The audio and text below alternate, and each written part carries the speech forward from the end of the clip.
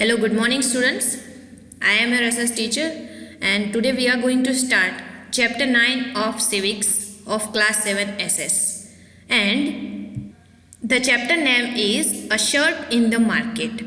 So market word सुनते ही आपके दिमाग में जो हम आगे चैप्टर पढ़ चुके हैं उसके अंदर से बहुत सारी इमेजेस आ गई होगी, क्योंकि प्रीवियस चैप्टर के अंदर हमने डिफरेंट टाइप ऑफ मार्केट्स देखे और मार्केट्स के अंदर जो ट्रेडर्स होते हैं, स्मॉल ट्रेडर्स, बिग ट्रेडर्स, वो कैसे वर्क करते हैं, उनके पास जो सामान है वो कैसे पहुंचता है और वो कस्टमर तक कैसे पहुंचाते हैं, ये सारी चीज़ें हमने आगे के चैप्टर में देख ली है. Now in this chapter we will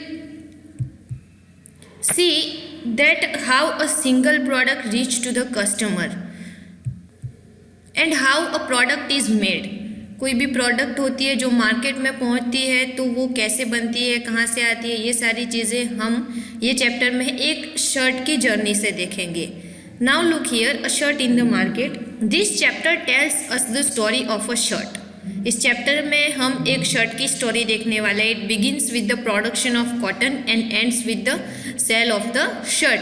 जिसकी जर्नी कहाँ से शुरू होती है, जो कॉटन का प्रोडक्शन होता है वो, और जब फाइनली शर्ट बन के मार्केट के अंदर सेल होता है, वहाँ तक ये शर्ट की जर्नी है. We should see that a chain of markets links the producer of cotton to the buyer of the shirt in the supermarket. ये चेन ऑफ मार्केट जो है वो हम आगे के चैप्टर में भी देख चुके हैं कि मार्केट की चेन्स कैसे होती है, कैसे एक जगह से दूसरी जगह सामान पहुंचता है. Buying and selling takes place at every step in the chain. और ये जो मार्केट की जो ये चेन होती है, वहाँ पे हर एक स्टेप पे बाइंग और सेलिंग यानी कि खरीदना और बेचना होता है. Does everyone benefit equally from this. क्या ये जो मार्केट की चेन है और इसमें से जिन जिन लोगों को अर्निंग होता है, क्या सबको एक जैसा बेनिफिट होता है, और do some people benefit more than others. और इसमें कुछ लोग ऐसे भी होते हैं क्या उनको ज़्यादा कमाने मिलता है, ज़्यादा प्रॉफिट मिलता है, ज़्यादा पैसे मिलते हैं. We shall find out. इसमें भी हमें इक्वलिटी फाइंड आउट करनी है, जो हम फर्स्ट चैप्टर से देख रहे हैं कि what equality is. Now see a cotton farmer in Kurnool. ये आंध्र प्रदेश के कुर्नूल की बात है, जहाँ पे एक स्मॉल ट्रेडर स्वप्ना की हम छोटी सी स्टोरी देख रहे हैं. Swapna, a small farmer in Kurnool, Andhra Pradesh, grows cotton on her small piece of land. Swapna के पास जो छोटी सी ज़मीन है वहाँ पे वो कॉटन ग्रो करती है. The bolls of the cotton plant are ripe and some have already burst.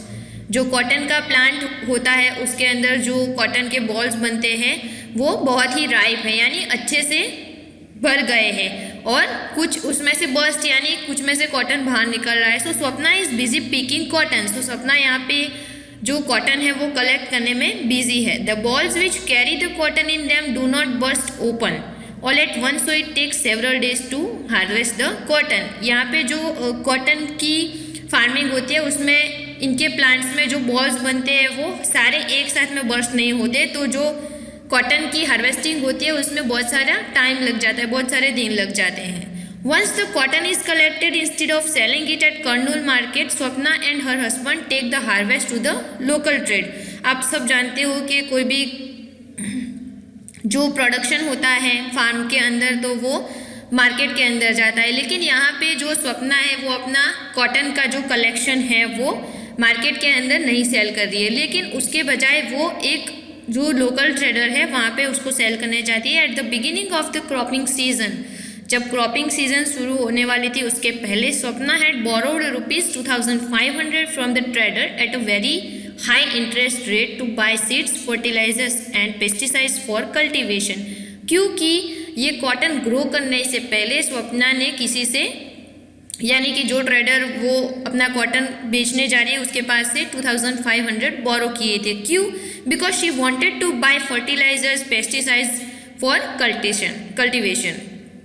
Eight that time the local trader made Swapna agree to another condition. और उसकी वजह से जब वो लोकल ट्रेडर स्वप्ना को वो पैसे बोरो कर रहा था तो उसने सामने एक कंडीशन रखी थी, एक शर्त रखी थी. He made her promise to sell all her cotton to him, के स्वप्ना का जो भी प्रोडक्शन होगा कॉटन का, जो भी उसकी प्रोड्यूस होगी वो उसी को सेल करेगी. Cultivation of cotton requires high levels of inputs such as fertilizers and pesticides, and the farmers have to incur heavy expenses on account of these. जो कॉटन का कल्टीवेशन होता है उसके लिए बहुत ही हाई लेवल के एक्सपेंसेस यानी पैसे लग जाते हैं कि जिसके लिए कॉटन ग्रो करने के लिए इनपुट्स, कैसे इनपुट्स चाहिए होते हैं, फर्टिलाइजर्स, पेस्टिसाइड्स, और उसकी वजह से फार्मर को बहुत सारे पैसे लग जाते हैं. Most often the small farmers need to borrow money to meet this expenses. Swapna जैसे अगर कोई स्मॉल फार्मर है तो उसको ये कॉटन का कल्टीवेशन, कॉटन उगाने के लिए किसी से पैसे बोरो करने पड़ेंगे. At the traders yard 2 of his men weigh the bags of cotton at a price of ₹1,500 per quintal. यहाँ पे जो कॉटन का जो प्राइस है वो है 1,500 पर क्विंटल. The cotton fetches ₹6,000. जो टोटल कॉटन है उसका जो प्राइस है वो 6,000 है. The trader deducts ₹3,000 for repayment of loan and interest and pays Swapna ₹3,000. जैसे कि सपना ने उस ट्रेडर को प्रॉमिस किया था कि वो अपना सारा कॉटन उसी को सेल करेगी. तो जब ये कॉटन वो उसको सेल करने जाती है तो टोटल 2,500 जो स्वप्ना ने उससे बोरो किए थे उसके साथ में 500 इंटरेस्ट सब मिला के वो टोटल 6,000 के कॉटन के अंदर से 3,000 कट कर लेता है और स्वप्ना को टोटल कितने पैसे मिलते हैं? Only 3,000. You can see here Swapna ₹3,000 only. Trader cotton is selling cheap, there is a lot of cotton in the market. जो ट्रेडर है वो स्वप्ना को ये बताता है कि अभी जो कॉटन की रेट चल रही है वो बहुत ही चीप यानी सस्ती है. इस क्योंकि मार्केट के अंदर बहुत सारा कॉटन है. Swapna said I have toiled so hard for 4 months to grow this cotton. यहाँ पे स्वप्ना बताती है कि मैंने 4 महीने तक बहुत ही वेट किया ये कॉटन ग्रो करने के लिए. You can see how fine and clean the cotton is this time. और वो ये भी बताती है कि इस टाइम पे जो कॉटन है वो कितना अच्छा और क्लीन है. I had hoped to get a much better price. मैंने ऐसी उम्मीद की थी, एक्सपेक्टेशन रखा था कि मुझे इस कॉटन की बहुत अच्छी मच बेटर प्राइस मिलेगी. You can see this picture. उसमें 1 by 1 हमें ये समझाया कि जो फार्म के अंदर जो कॉटन ग्रो होता है उसका आगे से कैसे मार्केट के अंदर जो चेन होती है उसके थ्रू वो कैसे यार्न डीलर तक पहुंचता है. You can observe it yourself. First trader sells the cotton at the Kurnool market. Second ginning mill buys the cotton. Third ginning mill removes the seeds and presses the cotton into bales. जो cotton direct farm से आया है उसको कैसे clean और fine बनाते हैं ये लोग, उसका रिप्रोडक्शन करते हैं. 4 spinning mill buys the bales. 5 spinning mill spins the cotton into yarn. उसके यार्न बनते हैं. And after that spinning mill sells the yarn to yarn dealers. यहाँ पे ट्रेडर और स्वप्ना का कॉन्वर्जेशन चल रहा है कि कैसे स्वप्ना ने ट्रेडर को बताया कि इस कॉटन के लिए मैंने बहुत सी वेट किया है, उसके लिए मैंने बहुत मेहनत की है कि मुझे इसकी मच बेटर प्राइस मिलेगी. नाउ ट्रेडर सेज अम्मा I am giving you good price, other traders are not even paying this much. वो बोल रहा है कि मैंने आपको जो प्राइस दी है उसके कंपैरिजन में दूसरे ट्रेडर्स आपको इतना पे नहीं कर सकते. You can check at Kurnool market if you don't believe me. आप जाके कुन्नूल मार्केट के अंदर भी चेक कर सकती हो. Swapna says don't be angry, गुस्सा होने की ज़रूरत नहीं है. How can I doubt you, मैं आपको कैसे डाउट कर सकती हूँ. I had only hoped that we would earn enough from the cotton crop to last us a few months. उसने लास्ट कुछ महीनों से ये वेट किया था कि इस कॉटन में से वो अच्छा पैसा कमा सकती थी. तो Swapna knows that cotton will sell for at least ₹1,800 per quintal. Swapna को ऐसा था कि ये जो कॉटन था उसका वो पर क्विंटल 1,800 उसको उसकी प्राइस मिल सकती थी. She doesn't argue further. The trader is a powerful man in the village and the farmers have to depend on him for loans not only for cultivation. यहाँ पे आप एक चीज़ देख सकते हो कि स्वप्ना को अपना जो कॉटन था वो कम पैसों में क्यों सेल करना पड़ा, क्योंकि उसने उस ट्रेडर से पैसे बोरो किए थे. But also to meet other exigencies such as illness, children's school fees. Also there are times in the year where there is no work and no income for the farmers, so borrowing money is the only means of survival. साल भर में ऐसा भी होता है कि कभी बीमारियों की वजह से या बच्चों की स्कूल फीस की वजह से इन लोगों को ट्रेडर के पास से पैसे बोरो करने पड़ते हैं. So it is the only means of survival. Swapna earning from cotton cultivation is barely more than what she might have earned as a wage laborer.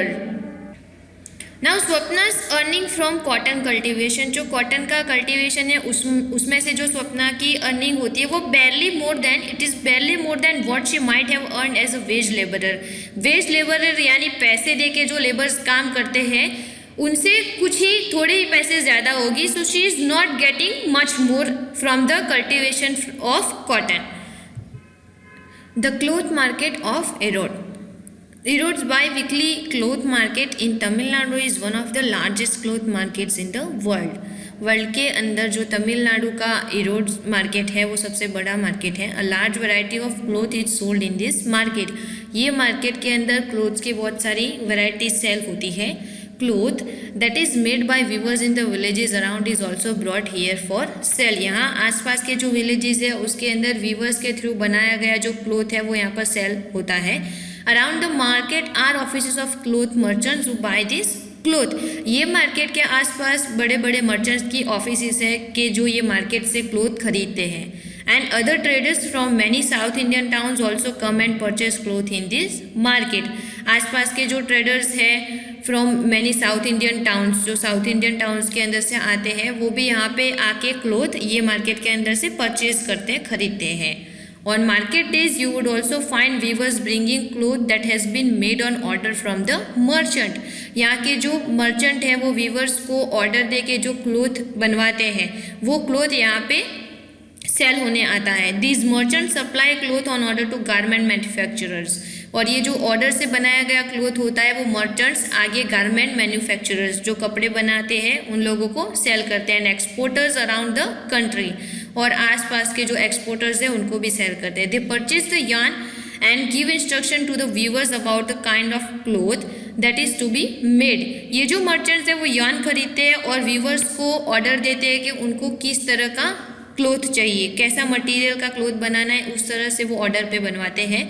In the following example we can see how this is done. आगे हम कुछ example के अंदर देखेंगे कि ये कैसे होता है. So now you can observe this 3 pictures 1, 2 and 3 कि किस तरह से वीवर के पास यार्न जाता है, उसमें से वो लूम से जो अपनी मशीन होती है उससे फैब्रिक बनाते हैं. हम यहाँ पे पढ़ रहे हैं this is a merchant shop in the बाजार. बाजार के अंदर जो मर्चेंट की शॉप है. Over the years this traders have developed extensive contacts with garment firms around the country from whom they get orders. ये जो वीवर्स है कि जो फैब्रिक बनाते हैं वो आसपास के मर्चेंट्स के साथ इनके कॉन्टैक्ट्स होते हैं, ट्रेडर्स के साथ, के जिसमें से इनको ऑर्डर मिलता है. This traders purchase the yarn यानी थ्रेड फ्रॉम अदर्स, और वो दूसरों से यार्न खरीदते हैं. Second, the weaver live in the villages around and take the yarn supplied by this trader to their homes. जो ट्रेडर के पास जो यार्न पहुंचता है वो वीवर्स के बाद में वीवर्स के पास पहुंचता है to their homes where the looms are located in the sheds adjacent to their houses. उनके जो घर होते हैं उसके पास में बनाए गए शेड के अंदर जो लूम्स होते हैं जिसमें से वो यार्न में से फैब्रिक प्रोड्यूस करते हैं. This photograph shows a power loom in one such home. जो हाथ से यूज़ होती है मशीन उसको हम लूम कहेंगे, और जो इलेक्ट्रिसिटी से यूज़ होती है जिससे फैब्रिक बनता है वो होता है power loom in one such home. The weavers and their family spend long hours working on this looms. और जो वीवर होता है और उसकी फैमिलीज के मेंबर्स ये लूम्स पे बहुत सारे घंटों तक काम करते हैं फैब्रिक बनाने के लिए. Most weaving units have about 2 to 8 power looms on which the yarn is woven into a cloth. जो वीविंग यूनिट है उनके पास मोस्टली 2 to 8 पावर लूम्स होते हैं कि जिसके अंदर से वो यार्न में से फैब्रिक उसको वेव करके उसमें से क्लोथ बनाते हैं. A variety of sarees, towels, shirting, ladies dress materials and bed sheets are produced in these looms. और आप जो मोस्टली आप घर के अंदर बेड शीट्स क्लोथ्स वगैरह यूज़ करते हो वो इसी तरह से बनता है, जिसके लिए जो लूम्स या पावर लूम्स होते हैं उसके अंदर से. They then bring back the finished cloth to the traders. वापस उनको जो ऑर्डर मिला है उसमें से वो क्लोथ बना के ये जो क्लोथ होता है वो ट्रेडर को वापस देते हैं. Here they can be seen getting ready to go to the merchant in the town. The trader keeps an account of yarn given and pays them money for weaving this into cloth. जो traders होता है उसके पास से ये cloth वापस merchant के पास जाता है, और ये जो ट्रेडर है कि जिसने यार्न व्यूवर्स को दी है वो पूरा अकाउंट रखता है और उस हिसाब से उनको पेमेंट देता है. Now see the topic putting out system, weavers producing cloth at home. So what is putting out system? Putting out system है क्या? It is a system whereby the merchant supplies raw material and receives the finished product. The merchant, based on the orders at hand, distributes work among the weavers. The weavers get the yarn from the merchant and also supplies him in the cloth.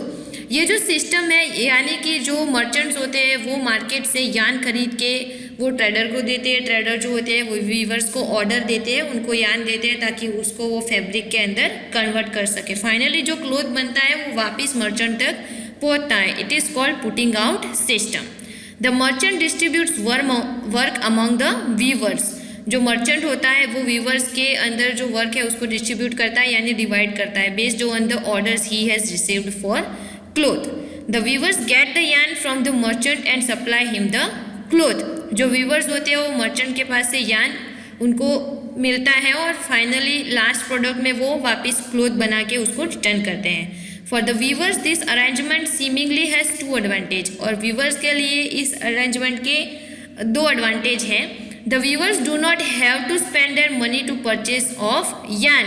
Viewers को सबसे बड़ा benefit ये है कि उनको yarn खरीदने के लिए कोई पैसे स्पेंड नहीं करने पड़ते, क्योंकि उनको डायरेक्टली यार्न मिल जाता है जिसमें से उनको क्लोथ बना के वापस देना होता है। Also the problem of selling the finished cloth is taken care of. Weavers know from the outset what cloth they should make and how much of it is to be woven। वो अच्छे से जानते हैं कि उनको किस हिसाब से क्लोथ बनाना है, जैसे उनको ऑर्डर मिला हुआ होता है, और किस कैटेगरी में क्लोथ बनाना है ये इनको ऑर्डर मिलता है। नाउ सी मर्चेंट्स के पास क्या पावर होती है। However this dependence on the merchants both for raw materials and markets means that the merchants have a lot of power. जो यहाँ मीडिएटर यानी कि मर्चेंट हम देख रहे हैं उनके पास ज़्यादा पावर होती है, क्योंकि ये मार्केट से जो यार्न होता है वो खरीदते हैं और उनके पास जो रॉ मटेरियल होता है वो वीवर्स को देते हैं। They give orders for what is to be made and they pay a very low price for making the cloth. उनको वीवर्स को ऑर्डर भी देना होता है और उसके सामने जो वीवर्स को वेजेस मिलते हैं यानी पैसे मिलते हैं वो बहुत कम मिलते हैं। इसके लिए इन लोगों को ज़्यादा बेनिफिट होता है। And the weavers have no way of knowing who they are making the cloth for at what price it will be sold. यहाँ पे वीवर्स को ये जानने का कोई राइट नहीं होता कि ये क्लोथ जो है वो किसके लिए बना रहे हैं और वो आगे जाके कौन सी प्राइस में सेल होगा। At the cloth market the merchant sell the cloth to the garment factories. जब ये मर्चेंट्स वीवर्स के थ्रू बनाया गया जो क्लोथ उनके पास आता है वो आगे जाके गारमेंट फैक्ट्रीज जहाँ पे कपड़े बनाए जाते हैं वहाँ पे सेल करते हैं।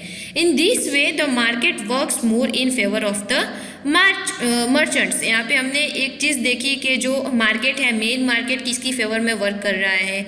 इसका मेन सेंटर है मर्चेंट्स के जो मार्केट से यार्न खरीदते हैं या तो फिर वीवर के पास से जो क्लोथ बनता है उसको वापस लेते हैं और उसको क्लोथ बनाने के लिए फाइनली वो गारमेंट फैक्ट्रीज को देते हैं।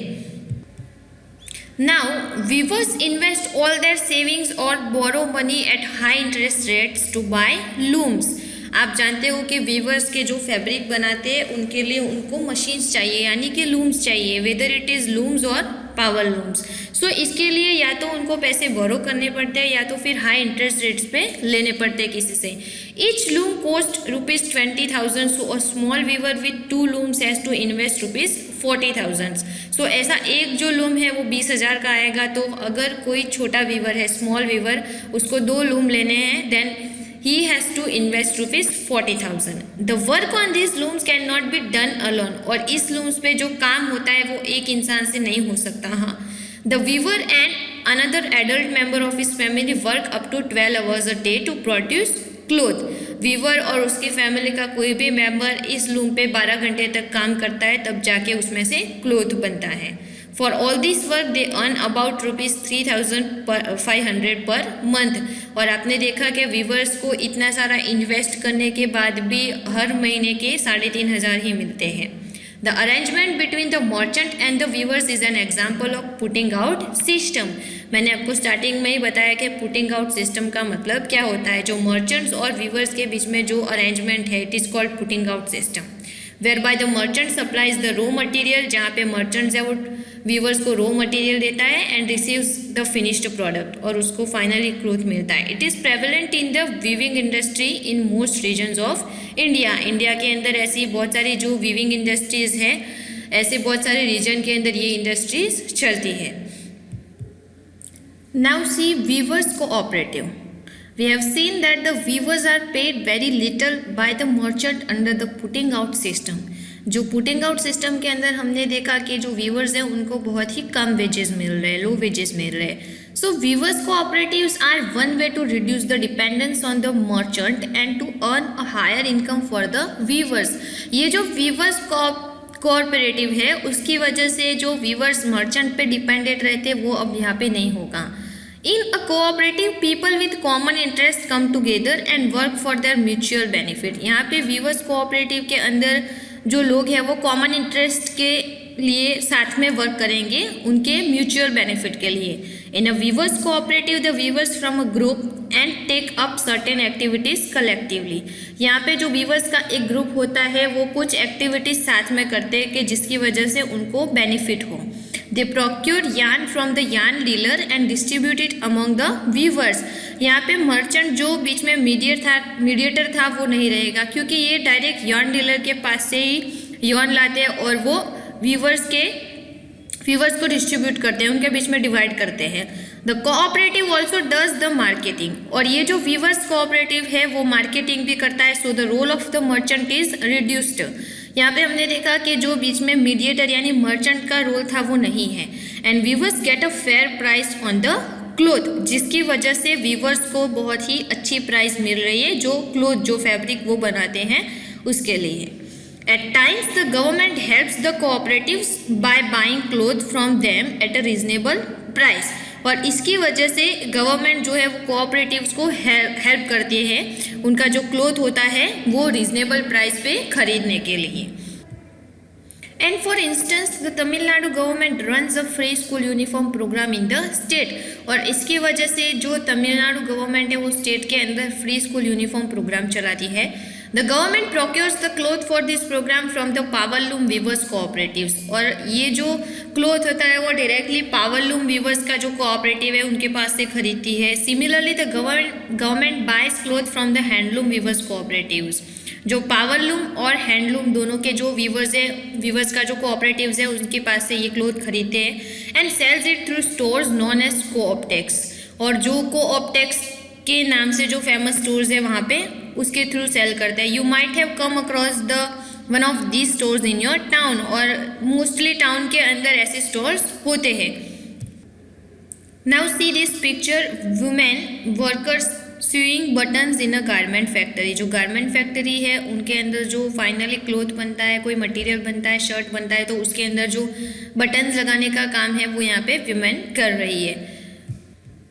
Now here we will talk about the garment exporting factory near Delhi. Delhi के पास में जो फैक्ट्री है जो गारमेंट एक्सपोर्ट करती है उसके बारे में हम देखेंगे। The Erode merchant supplies the cotton cloth produced by the weavers to a garment exporting factory near Delhi. हमने जो मार्केट की चेन देखी उसके अंदर जो एरोड के मर्चेंट्स हैं जो उनको वीवर्स के पास से क्लोथ मिलता है वो दिल्ली के पास में गारमेंट एक्सपोर्ट फैक्ट्री है वहाँ पे सप्लाई करते हैं। The garment export factory will use the cloth to make shirts. और ये जो गारमेंट एक्सपोर्टिंग फैक्ट्री है ये क्लोथ शर्ट्स बनाने के लिए यूज़ करती है। And the shirts will be exported to foreign buyers. और आफ्टर दैट ये जो शर्ट्स बनते हैं वो फॉरेन बायर्स को सप्लाई होते हैं, एक्सपोर्ट होते हैं। Among the foreign buyers are business persons from the US and Europe who run a chain of stores. और ये जो फॉरेन बायर्स है उसके अंदर कुछ बिजनेस पर्सन्स है जो यूएस में से हैं और यूरोप के जो स्टोर्स की एक चेन चलाते हैं। This large stores do business strictly on their own terms. और ये जो बिजनेस पर्सन्स है वो अपने खुद के टर्म्स पे बिजनेस चलाते हैं। They demand the lowest price from the supplier. ये जो शर्ट खरीदते हैं उसके बदले में वो बहुत ही लोवेस्ट प्राइस देते हैं सप्लायर को। In addition they set high standards for quality of production and timely delivery. और इसकी वजह से इसके बदले में ये लोग जो उनको शर्ट या जो प्रोडक्ट मिलती है उसके हाई स्टैंडर्ड्स डिसाइड करते हैं उसकी क्वालिटी को लेके और टाइमली डिलीवरी को लेके। एनी डिफेक्ट्स और delay in delivery is dealt with strictly. और अगर ये शर्ट्स के अंदर कोई प्रोडक्शन के अंदर कोई डिफेक्ट आ जाता है तो वो उसको स्ट्रिक्टली डील करते हैं. So the exporter tries is best to meet the condition set by this powerful buyers. और इसकी वजह से जो गारमेंट फैक्ट्री है, जो एक्सपोर्टर है, कि जो ये बिजनेस पर्सनस को, फॉरेन बायर्स को शर्ट एक्सपोर्ट्स करती है, वो इनकी कंडीशन को फॉलो करते हैं. Faced with such pressures from the buyers के द्वारा जो प्रेशर्स होता है उसको फेस करते हुए the garment exporting factories in turn try to cut cost. उसकी वजह से ये जो कोस्ट होती है वो लो करते हैं, यानी कि लो वेजेस में ये फॉरेन बायर्स को शर्ट सेल करते हैं. They get the maximum work out of the workers at the lowest possible wages. और उसकी वजह से गारमेंट जो एक्सपोर्टिंग फैक्ट्री है उसके अंदर जो वर्कर्स काम करते हैं उनको इसके बदले में बहुत लोवेस्ट वेजेस देते हैं, बहुत कम दाम देते हैं. This way they can maximise their own profits, क्योंकि उसकी वजह से उनके प्रॉफिट्स बढ़ सके. And also supply the garments to foreign buyers at a cheap price. और जो फॉरेन बायर्स ये शर्ट खरीदते हैं उनसे भी इनको चीप प्राइस मिलती है.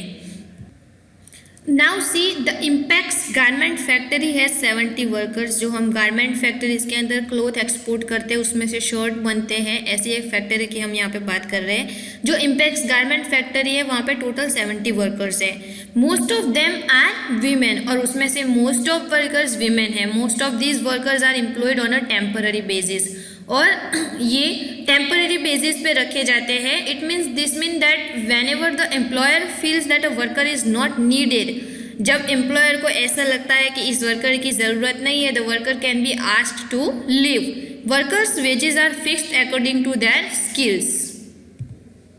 अब यहाँ पे वर्कर्स के जो वेजेस होते हैं उनको जो प्राइस मिलती है, जो वो काम करते हैं, वो उनकी स्किल्स के अकॉर्डिंग होता है. The highest paid among the workers are the tailors. और इन सारे वर्कर के अंदर जिसको सबसे हाईएस्ट वेजेस मिलते हैं वो है tailors, who get about ₹3,000 per month, के जिनको हर महीने पे 3,000 वेजेस मिलते हैं. Women are employed as helpers for thread cutting, buttoning, ironing and packaging. और जो वुमेन एम्प्लॉयर है उनका काम होता है थ्रेड कट करना, बटन लगाना, आयरन करना और उस शर्ट को पैक करना. This jobs have the lowest wages. और टेलर के अलावा बाकी सारे जो वर्कर हैं उनको बहुत कम वेजेस मिलते हैं. You can see this chart.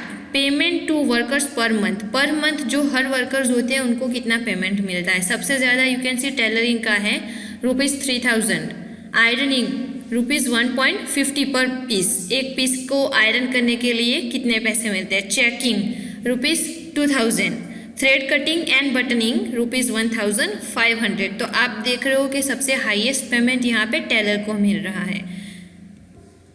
Now see the shirt in the United states. जैसे मैंने आपको बताया था कि जो गारमेंट मैन्युफैक्चरिंग जो फैक्ट्री है वो ये जो शर्ट्स होते हैं वो किसको एक्सपोर्ट करती है, फॉरेन बायर्स को. So a number of shirts are on display at a large clothes shop in United States. US के अंदर जो बड़े बड़े क्लोथ्स की दुकानें होती है यहाँ पे ये शर्ट्स डिस्प्ले होते हैं in the United States and are priced at $26. और उसकी प्राइस आप देखो पर शर्ट इट इज़ 1,200, 1,200 रुपये में ये शर्ट वहाँ पे सेल हो रहा है. Use the diagram shown in the margin to fill in the blanks below. नीचे हमें पैराग्राफ के अंदर जो फिलअप्स दी हुई है वो आपको खुद से फिल करनी है. The business person purchased the shirt from the garment exporter in Delhi for ₹dash पर शर्ट. जो गारमेंट एक्सपोर्टर से जो बिजनेस पर्सन शर्ट खरीदते हैं उसकी प्राइस क्या होती है per shirt. He then spend ₹dash for advertising in the media. जैसे हमने आगे एडवर्टाइजिंग वाले चैप्टर के अंदर देखा था कि हर चीज़ की एडवर्टाइजमेंट्स होती है और इसकी वजह से उनको हाईएस्ट प्राइसेस मिलती है.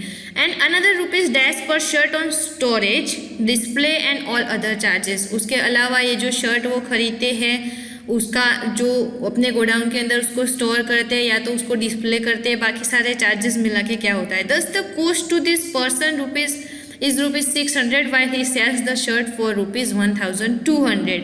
अब ये हमने देखा कि ये सारे सब एक्सपेंसेस मिला के टोटल इनको एक्सपेंस हो रहा है 600 रुपये, जबकि ये लोग शर्ट कस्टमर को बेच रहे हैं 1,200 यानी कि 1,200 रुपये में. Is his profit on one shirt. तो आप देख रहे हो कि उनको जो एक्सपेंसेस होते हैं उससे डबल प्रॉफिट यहाँ पे मिल रहा है. If he is able to sell a large number of shirts, और इसी तरह वो जो शर्ट्स की क्वांटिटी है अगर ज़्यादा सेल करते हैं, his profit will be higher, उसका प्रॉफिट बढ़ जाएगा. Now you can use the diagram of a shirt given here and you can answer these fill-ups. So the garment exporter sold the shirt at rupees 200 per piece. जो foreign buyers यहाँ से shirt खरीदते उनको जो garment exporter ने shirt cell की थी उसके जो प्राइजेस थे वो 200 पर पीस थे. The cloth and other raw material cost him ₹70 पर shirt. The workers wages cost another ₹15 per shirt. The cost of running his office came to ₹15 per shirt. तो ये सब मिला के टोटल जो शर्ट के पीछे जो एक्सपेंस होता है वो कितना होता है वो आप खुद कैलकुलेट कर सकते हो. Can you calculate the profit per shirt for the garment exporter. हमने देखा कि जो फॉरेन बायर्स है कि जो फाइनली कस्टमर को जो सेल करते हैं शर्ट उनको ₹600 प्रॉफिट मिल रहा है.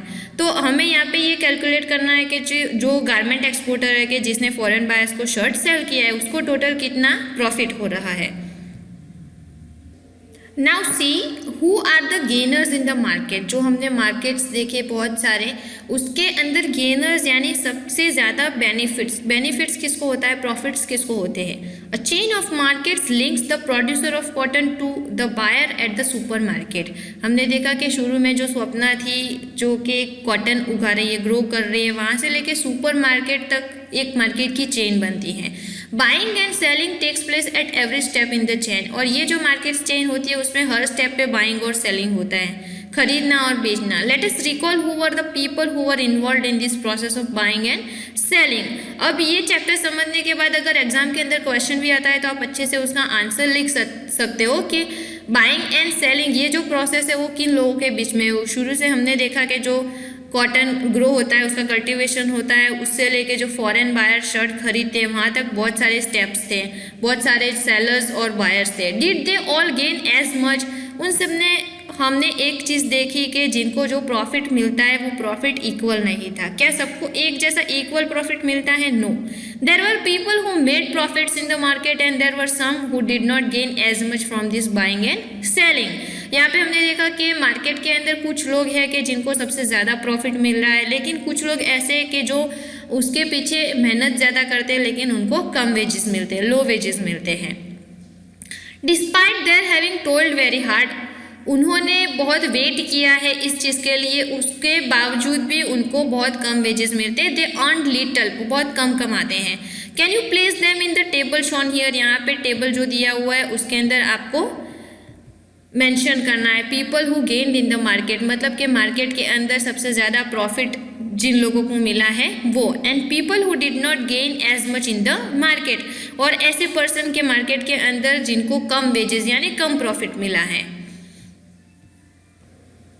Market and equality. अब इक्वलिटी जो वर्ड है वो हम पहले चैप्टर से ही देख रहे हैं कि इक्वलिटी एग्जिस्ट करती भी है कि नहीं. So in this chapter the foreign business person made huge profits in the market. हमने देखा कि मार्केट के अंदर जो शर्ट बनता है, शर्ट की जो जर्नी है और फाइनली वो सेल होता है, वहाँ पर एक चीज़ है कि जो फॉरेन बिजनेस पर्सन हैं उनको सबसे ज़्यादा प्रॉफिट होता है. पर शर्ट उनको ₹600 प्रॉफिट होता है, जबकि शर्ट का जो पूरा एक्सपेंस है वो 600 है. Compare to this the garment exporter made only moderate profits. उसमें हमने देखा कि जो कंपनी जो फैक्ट्री गारमेंट यानी कि शर्ट बनाती है उनको मॉडरेट यानी मीडियम प्रॉफिट्स होते हैं. On the other hand the earnings of the workers at the garment export factory are barely enough to cover their day to day needs. और उसके अंदर जो गारमेंट एक्सपोर्ट फैक्ट्री है उसके अंदर जो वर्कर्स काम कर रहे हैं उनको जो वेजेस मिलते हैं वो इतने होते हैं कि हार्डली उनकी जो ज़रूरतें होती है वो पूरी हो सके. Similarly, we saw the small cotton farmer and the weaver at Erode put in long hours of hard work. उसी तरह हमने जो शुरुआत में देखा था कि कॉटन फार्मर यानी स्वप्ना के जिसको भी इतना वेट करने के बाद भी कम वेजेस मिले, और ईरोड जो मार्केट है उसके अंदर बहुत घंटों 10 से 12 घंटों तक काम करने के बाद भी जो वीवर्स हैं उनको कम वेजेस मिलते हैं. But they did not gate a fair price in the market. ये लोग बहुत सारा वर्क करते हैं, उसकी वजह से उनके बाद भी उनको जो फेयर प्राइस, सही कीमत, सही वेजेस नहीं मिलते फॉर व्हाट दे प्रोड्यूस. जो प्रोडक्शन जो सेल करते हैं या तो फिर वो जो बनाते हैं. द मर्चेंट्स और traders are somewhere in between, और इस बीच में हमने देखा कि मर्चेंट्स और ट्रेडर्स के जो यान खरीद के वीवर्स तक पहुंचाते थे, compare to the weavers they have earn more but it is still much less than the exporter. हमने देखा कि जो मर्चेंट्स है वो वीवर से ज़्यादा अर्न करते हैं, लेकिन फिर भी वो एक्सपोर्टर से कम था। दस not everyone gains equally in the market, और इसी वजह से मार्केट के अंदर सबको इक्वल वेजेस नहीं मिलते हैं। Democracy is also about getting a fair ways in the market. जैसे हमने देखा कि शुरू से डेमोक्रेसी के बारे में अभी हमने बहुत सारे एग्जाम्पल देखे, तो एक चीज़ ये भी है कि मार्केट के अंदर फेयर प्राइस, फेयर वेजेस ना मिलना भी इनइक्वालिटी है। वेदर इट इज़ कांता और Swapna, if families don't earn enough, how would they think of themselves as equal to others. अगर जो फैमिलीज, कुछ फैमिलीज ऐसी होती है कि जिनको इक्वल अमाउंट वो इक्वल नहीं कमा रहे हैं, तो फिर वो उनको अपने आप को दूसरों से इक्वल कैसे बता सकते हैं। On one hand, the market offers people opportunities for work and to be able to sell things that they grow or produce. एक साइड अगर हम देखें तो जो मार्केट्स हैं वो लोगों को अपॉर्चुनिटीज़ देते हैं काम करने के लिए और कमाने के लिए। It could be the farmer selling cotton और द वीवर प्रोड्यूसिंग क्लॉथ। उसमें से एक ये भी हो सकता है कि जो फार्मर है जो कॉटन उगा रहा है उसको सेल कर रहा है, और जो वीवर है कि जो फैब्रिक बना रहा है। On the other hand, it is usually the rich and the powerful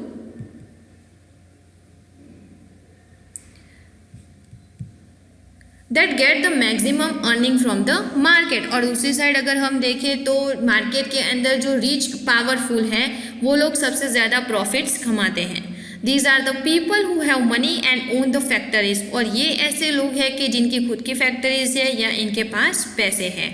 the large shops, large land holdings etcetera.